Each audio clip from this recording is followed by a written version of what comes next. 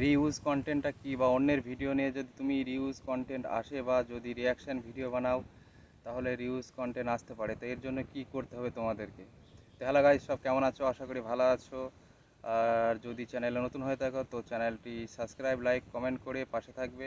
তো চলো ভিডিওটা স্কিপ না করে সম্পূর্ণ ভিডিওটা দেখে আসি।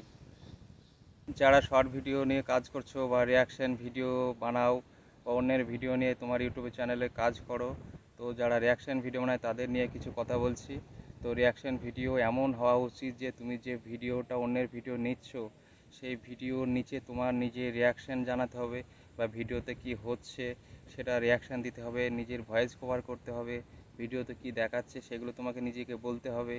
এইভাবেই তুমি রিয়াকশান ভিডিও বানাতে পারো বা বানাতে হবে, তবেই তুমি ইউটিউবে মনিটাইজেশন পাবে।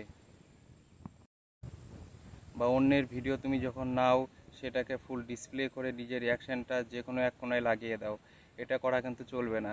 রিয়াকশান ভিডিও এমন হওয়া উচিত যে তোমার ভিডিও ফুল স্ক্রিনে থাকবে, রিয়াকশান যে ভিডিওটা অন্যের ভিডিওটা নেবে সেটাকে ডিসপ্লের এক সাইডে রেখে দিয়ে তোমাকে রিয়াকশান দিতে হবে, তবেই তুমি মনিটাইজেশন পাবে। 2 মাস আগে ইউটিউবে নতুন পলিসি নিয়ে এসছে, তার জন্য রিয়াকশান ভিডিও তুমি যেভাবে বানিয়ে যদি ছেড়ে দাও তুমি মনিটাইজেশন পাবে না। আর 1.5-2 মাস আগে তুমি রিয়াকশান ভিডিও যেভাবে বানিয়েছো সেইভাবে যদি পোস্ট করে দিয়েছো, আগে কিন্তু মনিটাইজেশন দিয়ে দিয়েছে, কিন্তু এখন সেই রুলসটা একদম আলাদা করে দিয়েছে। তাই তোমাকে রিয়াকশান ভিডিও বানাতে হলে, যদি ইউটিউবে কাজ করতে চাও রিয়াকশান ভিডিও নিয়ে, তোমার চ্যানেল অনেক গ্রো হলো, বড় হলো, কিন্তু তুমি মনিটাইজেশন পেলে না, এতে কিন্তু তোমার আফসোস থেকে যাবে। তাই আগাম থাকতে ভেবে চিন্তে রিয়াকশান ভিডিও কীভাবে বানাবে এইভাবে কন্টিনিউ কাজ করতে থাকো, অবশ্যই তোমার চ্যানেল মনিটাইজেশন হয়ে যাবে। যদি ভিডিওটা ভালো লাগে তো পাশে থেকো। ধন্যবাদ।